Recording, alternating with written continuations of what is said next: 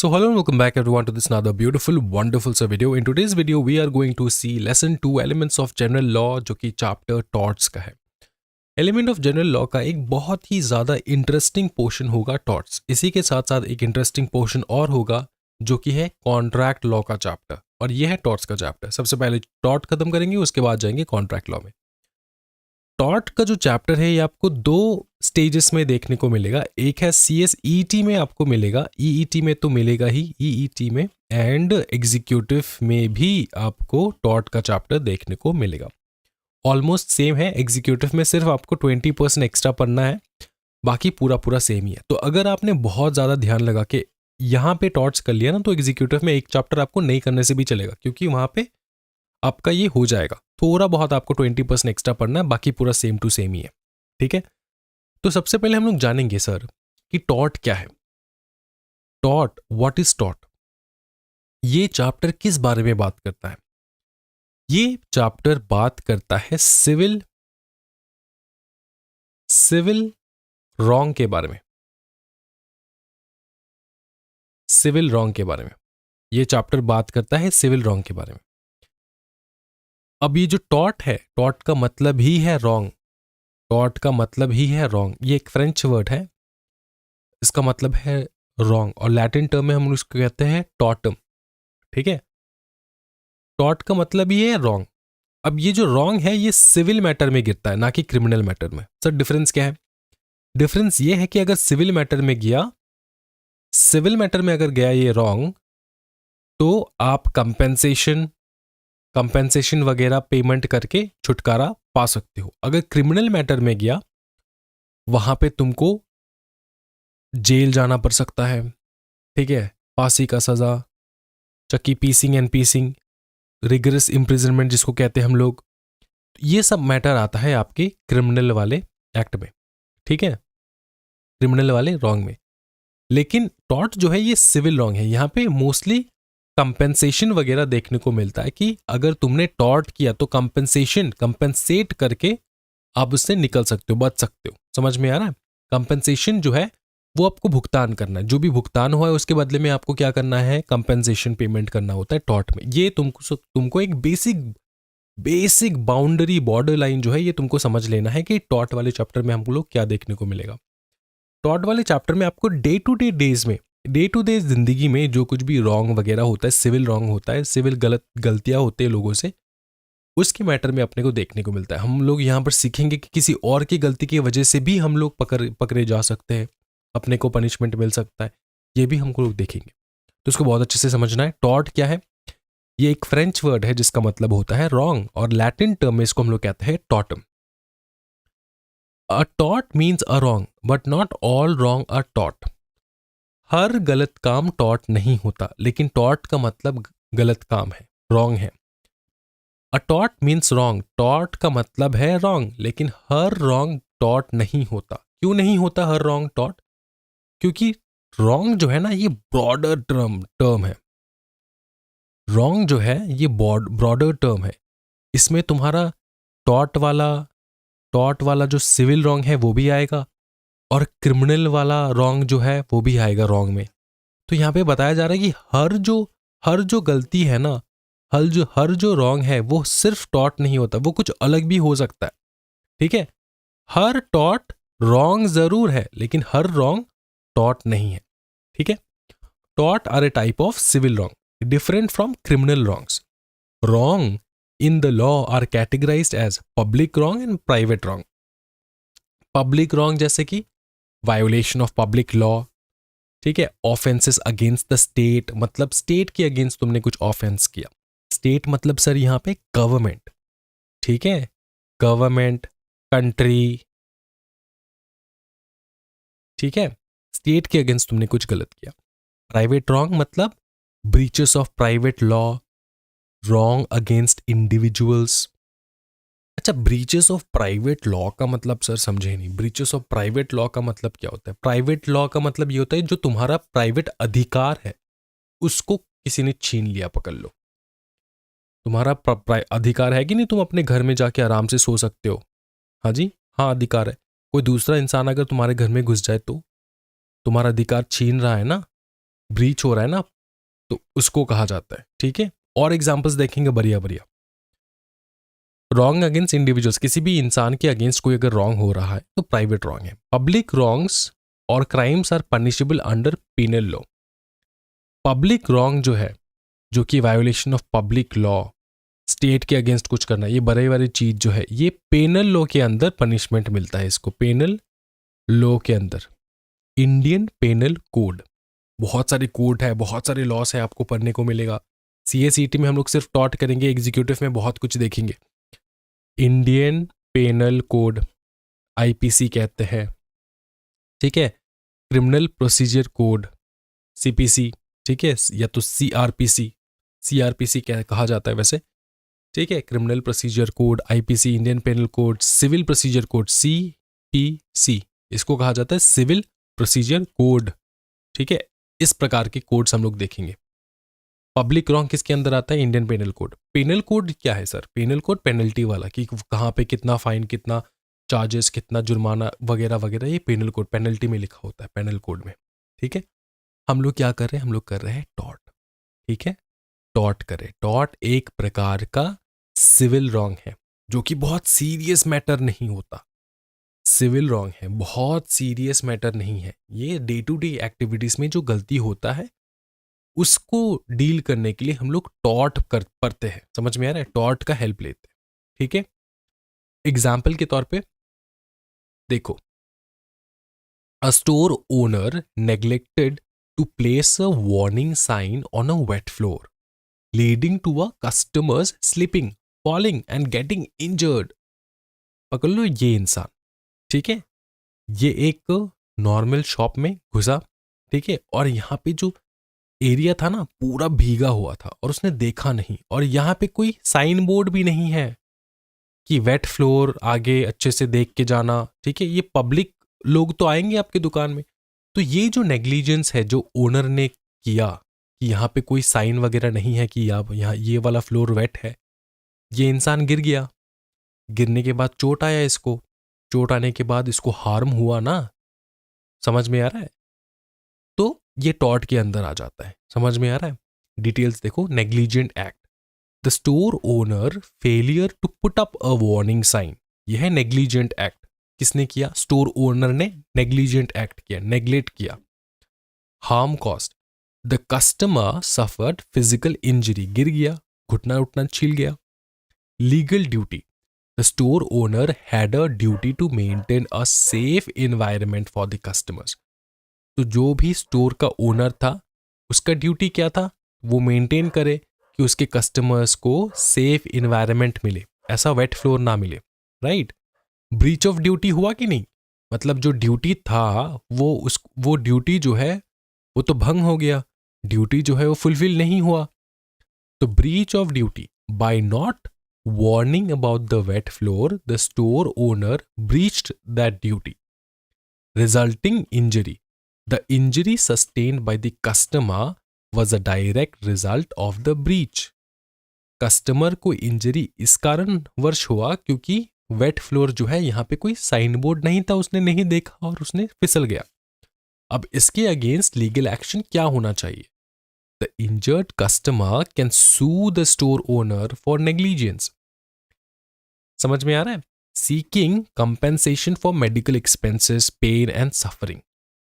अब अगर आप डे टू डे लाइफ में तुम गए किसी शॉपिंग मॉल वगैरह में, वेट फ्लोर था, ठीक है, तुम गिर गए, गिर के तुम्हारा घुटना छिल गया, तुमको इमीडिएटली हॉस्पिटल लेकर जाना पड़ा। तुम तो छोड़ दोगे, तुम तो सोचोगे कि यार ये मेरा ही गलती था, मैंने ध्यान नहीं दिया।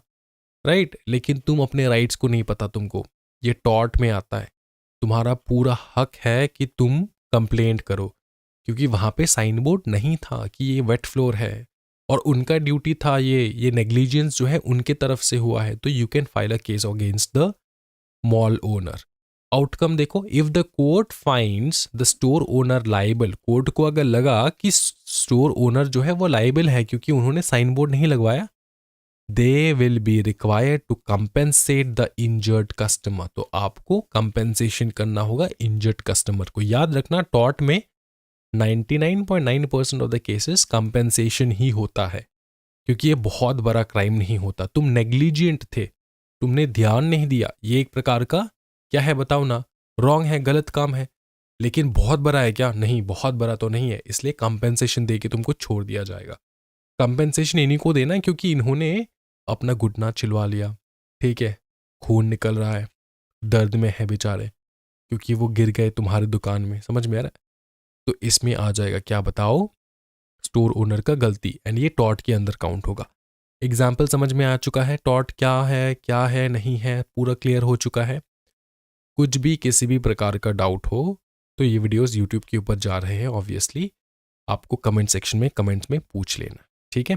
और यहाँ पे आपको कुछ नंबर्स डिस्प्ले हो रहे होंगे, यहाँ पे इस पोर्शन पे आपको इन नंबर्स पे मैसेज कर देना है, और हमारे फ्री टेलीग्राम जो ग्रुप है वहाँ पर भी ज्वाइन कर लेना, सो दैट आप वहाँ पे क्वेश्चंस पुट कर पाओ।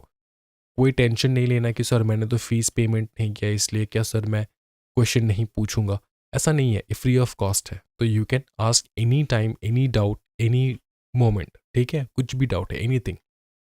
नेक्स्ट देखो topic, what are the general conditions for constituting a tort. अब तुम्हारे दिमाग में ये चल रहा होगा, सर कोई भी चीज टॉर्ट है कि नहीं, अब हम लोग कैसे इसको डिटरमाइन करें। सबसे पहला, ये तीन चीज अगर सेटिस्फाई हो जाए तो ये टॉर्ट है। रॉन्गफुल एक्ट हुआ है या फिर ओमिशन हुआ है ऑफ द डिफेंडेंट। अब यहां पर वर्ड है डिफेंडेंट। डिफेंडेंट वर्ड का मतलब क्या होता है सर? डिफेंडेंट वर्ड का मतलब होता है जो बंदा अपने आप को डिफेंड कर रहा है। देखो किसी भी केस में ना, किसी भी केस में दो पार्टी होंगे, किसी भी केस में दो पार्टी होगा। पहले केस में होगा तुम्हारा, पहला बंदा होगा, पहला पार्टी होगा प्लेंटिफ, PLANTIFF, ठीक है, प्लेंटिफ। दूसरा जो बंदा होता है वो होता है डिफेंडेंट, DEFENDENT, डिफेंडेंट। डिफेंडेंट वो बंदा होता है जिसके अगेंस्ट केस किया गया हो, और जो केस करता है, जो दुखी आदमी है वही ना केस करेगा, वो बंदा होता है प्लेंटिफ, ठीक है। डिफेंडेंट ने कुछ गलत काम किया होगा जिसके कारण, डिफेंडेंट ने रॉन्ग किया होगा जिसके कारण प्लेंटिफ को चोट पहुंचा, इसलिए प्लेंटिफ ने केस किया डिफेंडेंट के अगेंस्ट। तो अ रॉन्गफुल एक्ट और omission of the defendant, tort होने के लिए डिफेंडेंट का कोई रॉन्गफुल एक्ट करना जरूरी है। रॉन्गफुल एक्ट या फिर रॉन्गफुल एक्ट या फिर ओमिशन, OMISSION। इसका मतलब क्या होता है सर? ओमिशन, गलत काम जो है ना, रॉन्ग जो है ना, तुम दो प्रकार से कर सकते हो। देखो रॉन्ग तुम दो प्रकार से कर सकते हो, एक तो रॉन्ग करके, दूसरा जो राइट काम करना था तुमको वो ना करके। फॉर एग्जाम्पल मैं तुमको एक चीज बताता हूं, ये जो ऊपर में हम लोगों ने एग्जाम्पल देखा है ना, ये वेट फ्लोर का, तो ओनर जो था उसने क्या कुछ गलत काम किया है यहाँ पे, या फिर जो सही काम उसको करना था उसने वो नहीं किया?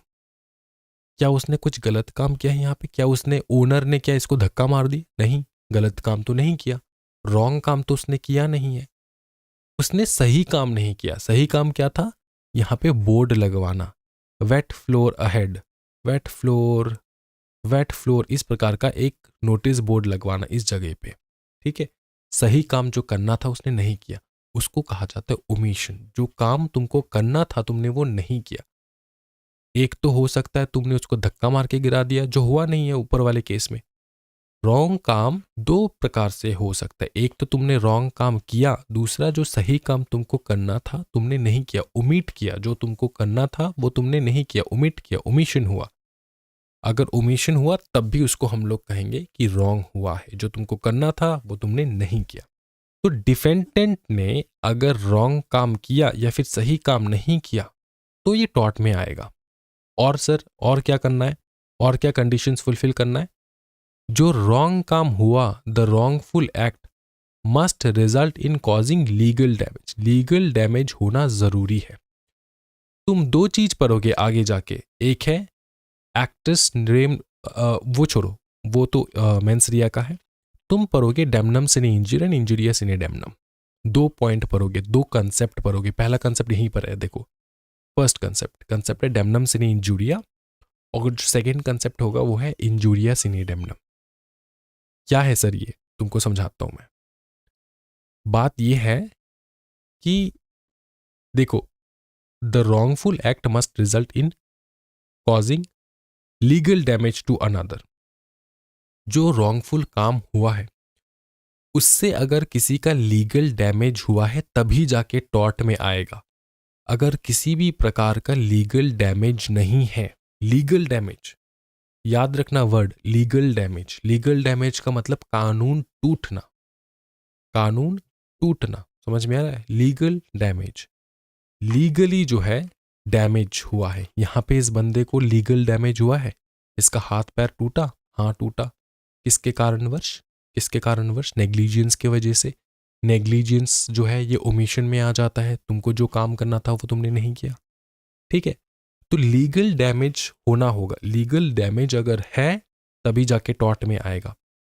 फिर देखो, wrongful act must be such of a nature as to give a rise to a legal remedy। और जो वो लीगल डैमेज होगा ना, वो डैमेज इस नेचर का होना होगा उस डैमेज को जिसके अगेंस्ट कोई लीगल रेमेडी हो पाए, एग्जिस्ट कर पाए, ठीक है?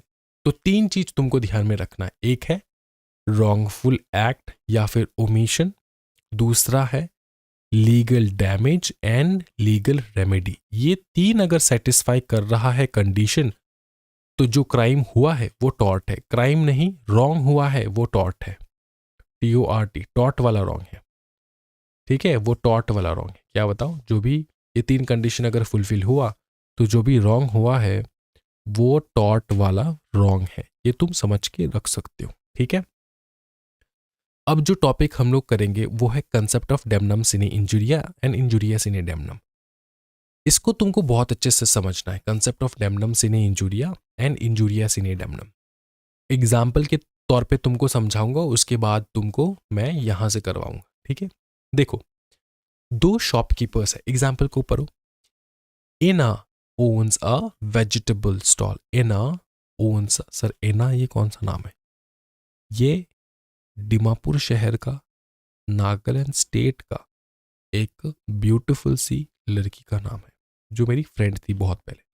इना owns a vegetable stall named Ina's fresh veggies, ठीक है, इन द लोकल मार्केट।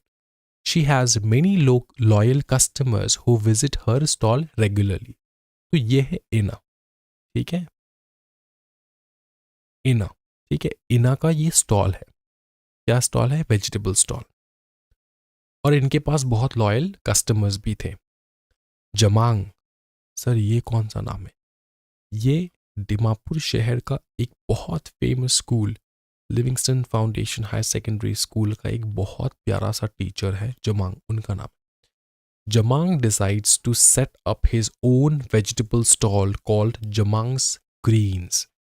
तो जमांग भाई साहब ने उनका JAMMANG जमांग भाई साहब ने एक स्टॉल लगाया इना के स्टॉल के एकदम साइड बाय साइड, ठीक है? जिनका नाम था, स्टॉल का नाम था Jamang's greens. Just a few stalls away from Ina, मतलब थोड़े ही डिस्टेंस में इसने लगाया। He offers a variety of fresh vegetables at a competitive price. Jamang भाई साहब बहुत फ्रेश वेजिटेबल्स प्रोवाइड करते हैं बहुत कॉम्पिटिटिव प्राइस में। इना अगर 10 रुपए में दे रही है तो जमांग सर 9 रुपए में दे रही है। As a result some of Ina's customer starts buying from Jamang. कुछ जो लॉयल कस्टमर्स थे इना का वो चले गए जमांग के पास, causing a decline in her sales and profit. तो इना का जो सेल्स एंड प्रॉफिट है वो डिक्लाइन हुआ। Although Ina faces a loss in profit due to Jamang's competition, she cannot sue him. Jamang is exercising his legal right to open and run his business. There is no infringement of Ina's legal rights since both vendors are operating legally. ठीक है? अब जो इना है ना, इनका क्या हुआ बताओ? इनका प्रॉफिट डिक्लाइन हुआ। क्या इनफ केस फाइल कर सकती है जमांग के अगेंस्ट कि हाँ तुम्हारी वजह से मेरा जो है डैमेज हुआ है? तो क्वेश्चन आता है क्या डैमेज हुआ है? आंसर है यस। क्या ये लीगल डैमेज है? क्या ये लीगल डैमेज है? जो डैमेज हुआ क्या है वो लीगली रिकॉग्नाइज्ड है? नहीं। ये डैमेज लीगल डैमेज नहीं है। लीगल डैमेज इसलिए नहीं है क्योंकि जमांग भाई साहब अपना दुकान अपनी जगह पे लगा रहे हैं एंड इना जो है वो अपना दुकान अपनी जगह पे लगा रही है। ठीक है, दुकान खोलना है पाप काम नहीं होता है, ये कंपटीशन होता है और you have to compete in the market. ठीक है, तो लीगल डैमेज नहीं हुआ है। सर इना का पैसा जो है ना बहुत कम हो चुका है, उसका अर्निंग बहुत डाउन हो चुका है, तो क्या हुआ? क्या ये लीगल डैमेज है? नहीं। क्या जमांग ने इसके ऊपर हाथ उठाया? नहीं। कुछ किया, टोकरी उठा के फेंका इसके सर पे? नहीं। इसका सर प्रॉफिट डिक्लाइन हुआ, तो ये क्या होगी? तो मार्केट में तो प्रॉफिट डिक्लाइन हो गई। ये लीगल डैमेज नहीं है। क्या डैमेज हुआ? आंसर है यस। क्या डैमेज हुआ? आंसर है यस। क्या लीगल डैमेज हुआ? आंसर है नो। अब इस लीगल डैमेज को हम लोग क्या कह सकते हैं पता है? क्या लॉ टूटा? क्या लॉ टूटा? क्या जमांग ने इसके सामने जो ठेला लगाया इसके कारण क्या लॉ टूटा? नहीं। क्या डैमेज हुआ? यस। क्या वायोलेशन हुआ लॉ का? नहीं। तो अगर किसी भी डैमेज के वजह से लॉ नहीं टूटता है, अच्छे से सुनो भाई मेरे, किसी भी डैमेज के वजह से लॉ नहीं टूटता है, लीगल डैमेज नहीं है, लॉ नहीं टूटता है, तो वहां पे तुम केस फाइल नहीं कर सकते। ठीक है, अगर लॉ टूटा लेकिन डैमेज नहीं हुआ तब भी तुम केस फाइल कर सकते हो। लेकिन अगर, देखो इसको बहुत अच्छे से समझना है, मैं समझाता हूं, टेंशन नहीं लेना है। देखो इसको बहुत अच्छे से समझना है, ठीक है? देखो डैमेज, अगर डैमेज हुआ, अगर डैमेज हुआ, ठीक है, हम लोग और एक चीज करेंगे। क्या लॉ टूटा? हाँ जी। क्या लॉ ब्रीच हुआ? क्या लॉ वायोलेट हुआ? हाँ जी। वायोलेशन हुआ लॉ का, ब्रीचिंग हुआ लॉ का? नहीं। अगर नहीं तो इसमें तुम केस नहीं कर सकते। लेकिन इसी का ऑपोजिट अगर हम लोग ले, अगर लॉ टूटा, यस। डैमेज हुआ? नहीं, कोई डैमेज नहीं हुआ, किसी को कोई नुकसान नहीं हुआ, लेकिन क्या लॉ टूटा? हाँ, तब तुम केस कर सकते हो, तब तुम केस कर सकते हो, केस पॉसिबल है। क्योंकि हम लोग हर मैटर में चेक करेंगे क्या लॉ टूट रहा है कि नहीं।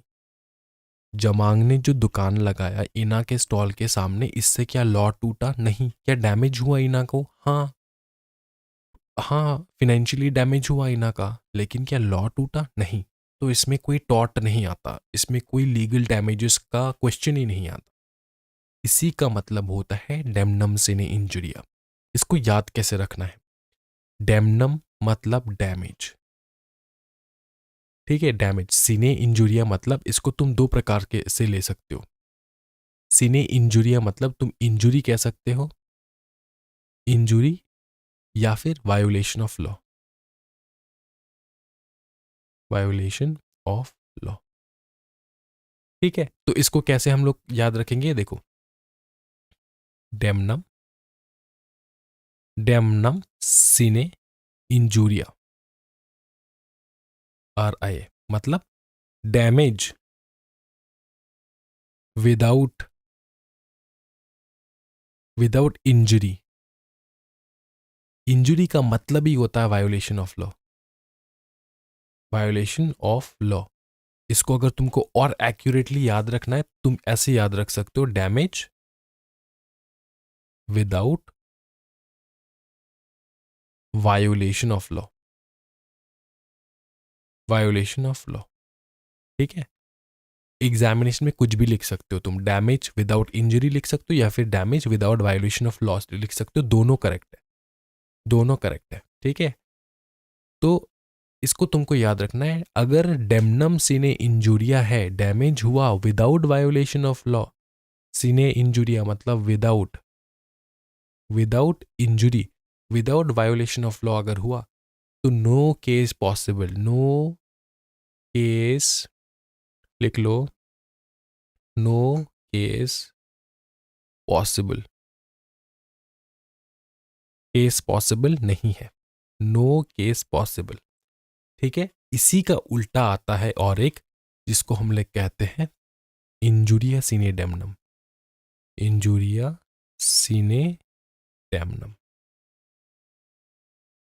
इसका मतलब क्या होता है? मतलब इंजरी, इंजरी या तो लिख सकते हो इंजरी, या तुम क्या लिख सकते हो, violation of law, violation of law. Sine मतलब विदाउट, विदाउट डैमेज, डैमनम मतलब डैमेज। इस केस में के इस केस में, इस कंडीशन में क्या केस पॉसिबल है? Yes, case is possible, case possible, case possible. Injuria sine damnum में केस पॉसिबल होता है, मतलब इंजुरी हुआ है, इंजुरी मतलब वायोलेशन हुआ है लॉ का, विदाउट डैमेज, डैमेज नहीं हुआ लेकिन वायोलेशन हो गया लॉ का। सर एग्जाम्पल के तौर पे समझाइए ना। देखो ये नेक्स्ट वाला टॉपिक, ठीक है, इसको हम लोग मार्किंग करवाएंगे लेकिन एग्जाम्पल के तौर पे समझते हैं। सबसे पहले सुनो, ये है अरुण, ठीक है, अरुण एज अ वोटर, वो गया वोटिंग पे। अब दिल्ली का इलेक्शन चल रहा है अभी, तो हम लोग ये मान के चलेंगे कि चलो इलेक्शन चल रहा है, वोटिंग करने गया ये। जैसे ये वोटिंग करने गया, ठीक है, ये वोट करके आ गया, बाद में इसको पता चला कि इसका वोट ना विदाउट एनी रीजन कैंसिल करवा दिया गया, कैंसिल करवा दिया। क्या इसको इसको जो है कैंसिल करवा दिया गया, ठीक है। लेकिन जो रिजल्ट आया, ठीक है, रिजल्ट आया, वोट का जो रिजल्ट आया, अब ये जो अरुण है ना, ये BJP supporter, for example BJP supporter, ठीक है, ये वोट देने गया, वोट देके आया, रिजल्ट निकला बीजेपी जीत गया। लेकिन इसको पता चला कि इसने जो वोटिंग दिया ना, वोट किया था, इसने जो वोट किया था उसको कैंसिल करवा दिया गया विदाउट एनी रीजन, बिना किसी वजह के इसका वोट कैंसिल करवा दिया गया। तो क्या, आप एक चीज बताओ, क्या डैमेज हुआ इसके कारण? ये जो एक्ट हुआ, इसका वोट कैंसिल करवा दिया गया था, क्या इसके कारण किसी को डैमेज हुआ? डैमेज नहीं हुआ, डैमेज, क्योंकि बीजेपी फाइनली जीता ही है, इसका वोट आए ना आए लेकिन बीजेपी तो जीता, फॉर एग्जाम्पल, ठीक है। तो डैमेज हुआ, क्या कोई डैमेज हुआ? नहीं। लेकिन क्या वायोलेशन ऑफ लॉ हुआ? वायोलेशन ऑफ लॉ, क्या कानून टूटा है कि नहीं? आंसर है यस। तो यहां पे केस पॉसिबल है, आंसर है यस, यहां पे केस पॉसिबल, कानून टूटा मतलब case possible, without any damage, without any damage. इसका और एक एग्जांपल मैं बताऊं तुमको, सुनो, इसका और एक एग्जांपल मैं बताता हूं। ये देखो दूसरा एग्जांपल, इसका नाम है रवि। ये लड़का जो तू बॉल के ऊपर बैठा है ना, इसका नाम है रवि। ये एक स्कूल गोइंग बॉय है। स्कूल के आने के टाइम में ना, इसको रास्ते पे एक डॉगी मिला और ये डॉगी बहुत भौंक रहा था। भौंकते भौंकते भौंकते इसके पीछे दौड़ने लग गया। तो रवि क्या किया, दौड़ते दौड़ते एक बहुत बड़ा सा दीवार था इसके ऊपर उठ के दीवार के अंदर प्राइवेट प्रॉपर्टी में चला गया इस डॉगी से बचने के लिए। ये उठा ना, उठने के बाद 2 मिनट में फिर वो अंदर चला गया, ठीक है। और यहाँ पे बहुत बड़ा पीछे एक बोर्ड लगा था, साइन, क्या लगा था पता है? Trespassers will be fined, will be fined, मतलब किसी ने अगर विदाउट परमिशन हमारे बाउंड्री के अंदर घुसने की कोशिश की, उसको 10,000 रुपये का फाइन देना होगा। प्राइवेट प्रॉपर्टी में तुम लगा सकते हो, ये तुम्हारा प्राइवेट प्रॉपर्टी में तुम आराम से लगा सकते हो, कोई दिक्कत वाली बात नहीं, ठीक है। तो रवि डॉगी से बचने के लिए इसके घर के अंदर आ गया। क्या इस घर के ओनर को कोई डैमेज हुआ रवि के आने से? आंसर है नो, कोई डैमेज नहीं हुआ। लेकिन क्या रवि ने लॉ तोड़ा है? आंसर है यस, इंजुरी हुआ है। इंजुरी मतलब वो वाला इंजुरी नहीं की, मतलब पैर में चोट लगी है वो वाला इंजुरी, मतलब violation of law, violation of law. क्या लॉ टूटा है? आंसर है यस। तो डैमेज नहीं हुआ लेकिन लॉ जरूर टूटा है। अगर ऐसा है तो ये टॉर्ट में आएगा और केस पॉसिबल है, यस केस पॉसिबल। 10,000 रुपये इसको देना होगा। अगर इसने नहीं दिया तो जो ओनर है घर का मालिक, वो केस कर सकता है अंडर टॉर्ट। तो तुमको तो पता ही नहीं होगा ये सारा चीज, तुमको लग रहा होगा कि नहीं सर ये क्या फाइन, हम लोग भाग के चले आएंगे, तुम्हारे ऊपर केस हो सकता है। तुम्हारे ऊपर केस हो सकता है। क्या ये समझ में आ चुका है? ये 2 एग्जाम्पल आपका होमवर्क है, आपको अच्छे से रीड करना है। रीडिंग पोर्शन मैं दे रहा हूँ, ठीक है? एग्जाम्पल मैंने समझा दिया है, आपको सिर्फ घर में बैठ के रीड करना है। कल नेक्स्ट क्लास कल ही होगा यूट्यूब के ऊपर, वो मैं करवाऊंगा, देखूंगा कि किसको कितना आता है। कुछ MCQ क्वेश्चंस जो है मैंने फ्री ऑफ कॉस्ट हमारे टेलीग्राम ग्रुप में छोड़ देना है आज, एंड इसके आंसर्स के लिए मैं वेट करूंगा, आपको आंसर देना है। और ये MCQs जो है इसी टॉपिक के ऊपर होगा जो क्लास हम लोगों ने आज किया है। तो आज के वीडियो में इतना ही। ज़रूर सब्सक्राइब करना चैनल को। Thank you so much everyone. Happy learning guys, bye bye, take care and Jai Hind.